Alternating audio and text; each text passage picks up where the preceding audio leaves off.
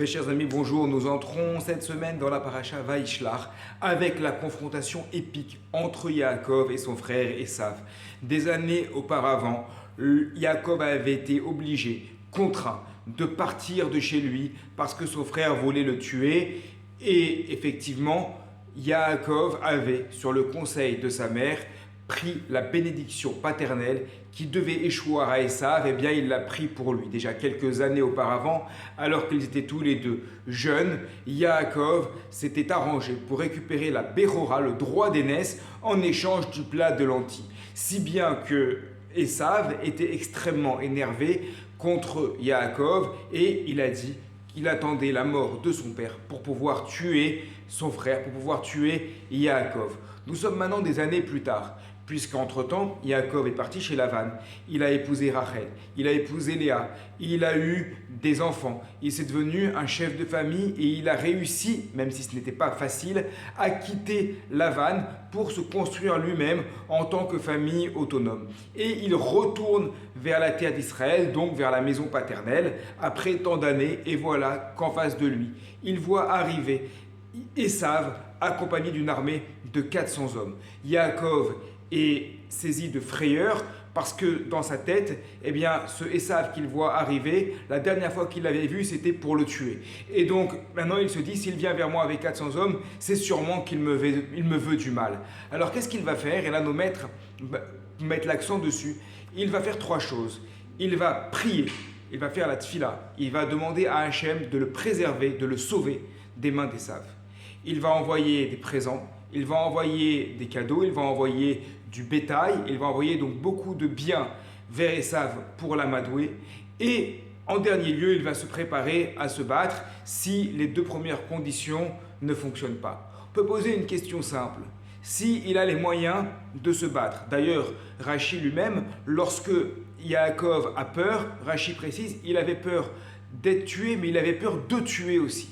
Ça veut dire qu'il avait peur de tuer son frère parce qu'il savait qu'il avait lui-même la force et la puissance. Effectivement, on a vu lorsque Yaakov est arrivé chez Lavan, déjà des années auparavant, lorsque les bergers qui étaient une dizaine n'arrivaient pas à soulever la pierre qui était au-dessus du puits pour faire boire les troupeaux, Yaakov est arrivé tout seul, il a réussi à soulever cette pierre. C'est-à-dire qu'il avait une force qui était incommensurable. C'était un gibor, c'était quelqu'un d'extrêmement fort. Donc, si Yaakov se prépare aussi à faire la guerre contre Esav, ça veut dire qu'il pense qu'il a les capacités de s'en prendre à son frère, il a les capacités de se défendre et voire même d'être victorieux. Dans ce cas-là, pourquoi ne pas directement rentrer vers la confrontation?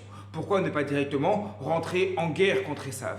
Eh bien, c'est parce que Yaakov nous apprend ici quelque chose de fondamental.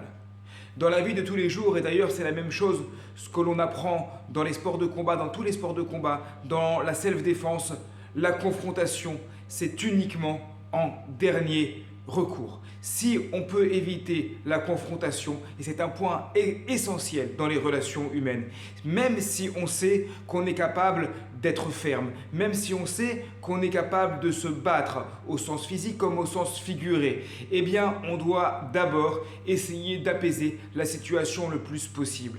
Premièrement, en s'en référant à Dieu, comme on fait à la fin de la Hamida, où on demande à Kadosh Baruch Hu de ne pas être la cible de ceux qui voudraient notre mal, parce qu'on sait que tout dépend en premier ressort de lui. Deuxièmement, Ben Adam Lachavero, entre l'homme et son prochain, en se montrant gentil, en faisant des gestes.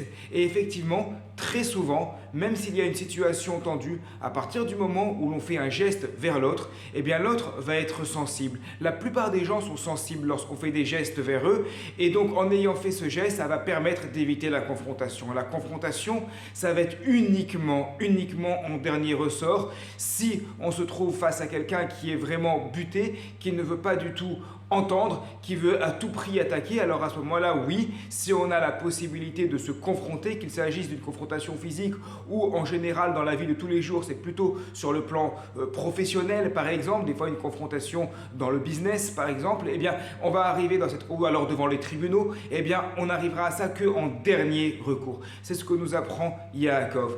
D'abord, à tout prix, il faut essayer de concilier. Il faut essayer en priorité, même si on a les moyens de se battre, d'arriver à la conciliation. Et ce qu'on voit, ce que l'on constate finalement dans la paracha de cette semaine, c'est que Yaakov en dernier recours, n'a pas eu besoin de se battre, car la prière et la conciliation, les gestes d'apaisement vers son frère ont permis de l'amadouer et à la fin, ils se quittent finalement en amis. Chacun va de son côté, mais dans une bonne entente. Et bien voilà ici l'idéal des relations humaines.